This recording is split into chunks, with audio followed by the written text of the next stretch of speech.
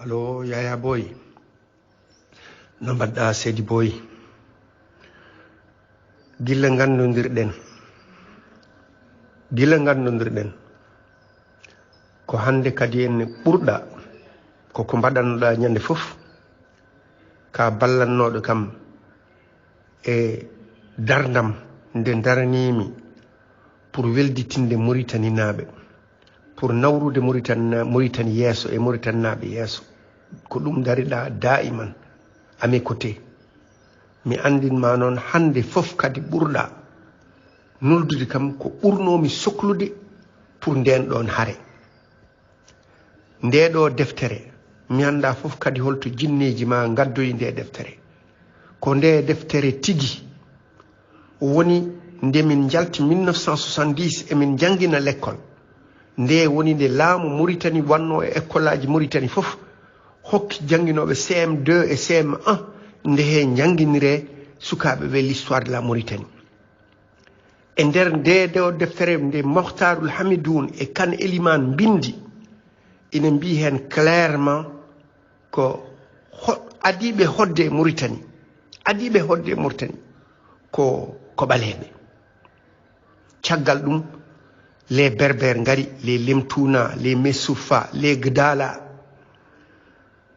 caggal ɗum ɓe ngari adiɓe hodde Mauritanie ko ɓaleɓe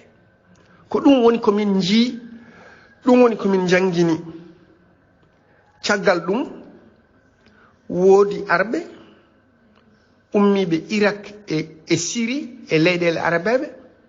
mbi ala il faut ko momton garal ɓaleɓe e Mauritanie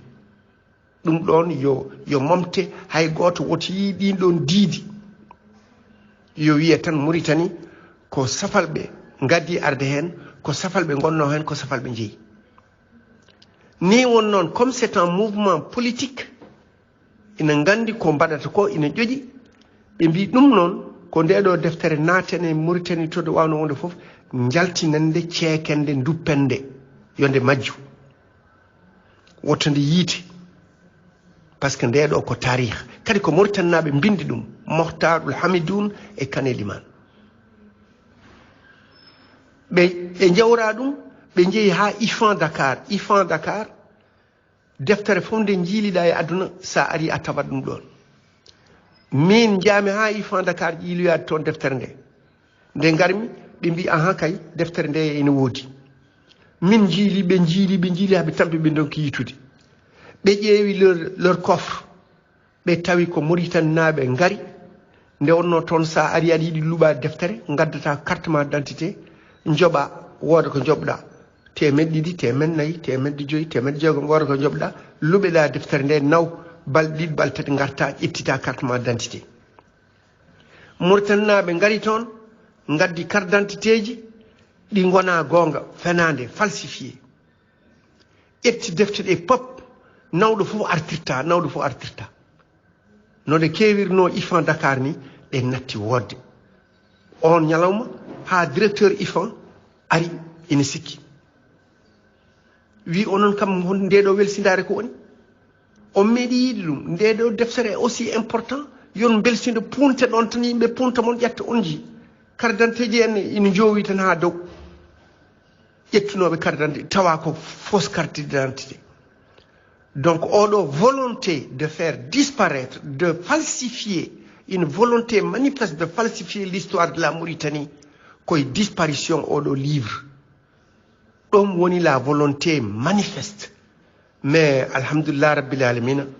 mi anda fof hol jiituɗo nde deftere yaltini ɗum nde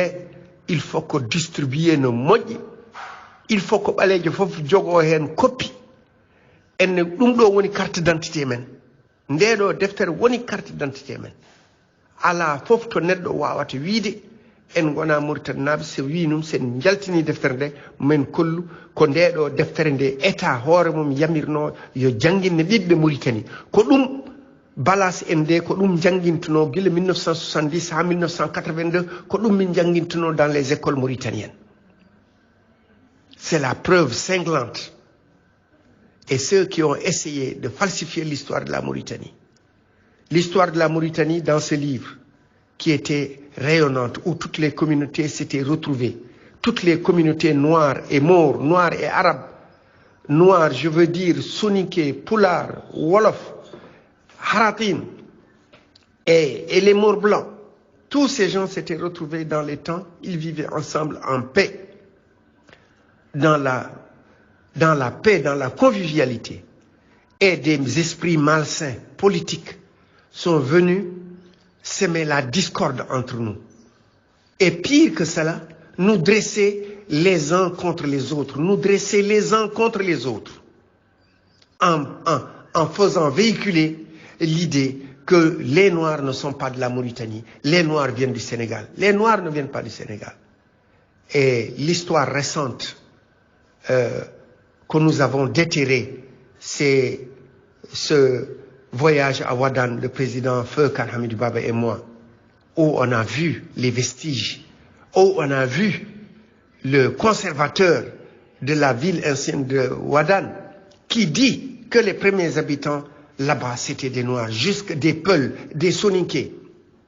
jusqu'à ce qu'ils ont donné le nom de Bolol à la principale artère de Ouadane, qui existe jusqu'à aujourd'hui. La principale artère de Ouadane s'appelle Bolol. Bolol qui, en Peul, signifie le chemin, la ruelle. Donc, mes chers amis mauritaniens, l'histoire nous a liés et l'avenir nous liera également. Personne ne pourra nous séparer parce que c'est une volonté d'Allah. C'est une volonté d'Allah. Personne ne pourra diviser ce que Dieu a uni. Nous avons alors intérêt à nous tenir la main dans la main, à nous ouvrir les cœurs, à nous entrelacer, à nous aimer, à travailler ensemble pour développer notre Mauritanie. Pour développer notre Mauritanie et faire profiter ce développement à nos générations présentes, nos fils, nos petits-fils et à nos générations futures. Ça, c'est une obligation islamique. C'est une obligation islamique. Tout celui qui rame à contre-courant, il n'a qu'à être sûr et certain aujourd'hui que son islamité est à douter. Que son islamité est à douter. Donc notre Mauritanie est unie, est une et indivisible, et personne ne pourra nous diviser. Tout celui qui tentera de nous diviser, il se mettra le doigt dans l'œil. Il se tirera une balle dans le pied. Il coupera la branche sur laquelle il est assis. Merci beaucoup, Yaya Boy, pour cette découverte que je viens de voir sur mon WhatsApp et que je demande à tout le monde, à tous les Mauritaniens, de lire, de télécharger. Prenez patience, le téléchargement prend du temps. Prenez patience, téléchargez et lisez l'ensemble du livre. Vous comprendrez véritablement l'histoire, la véritable histoire de la Mauritanie. Merci beaucoup. Nouakchott, le 30 mai 2022, Ba Alassane Hamadi Soma, Dibalas. Merci. Vive l'unité nationale et pour l'unité nationale.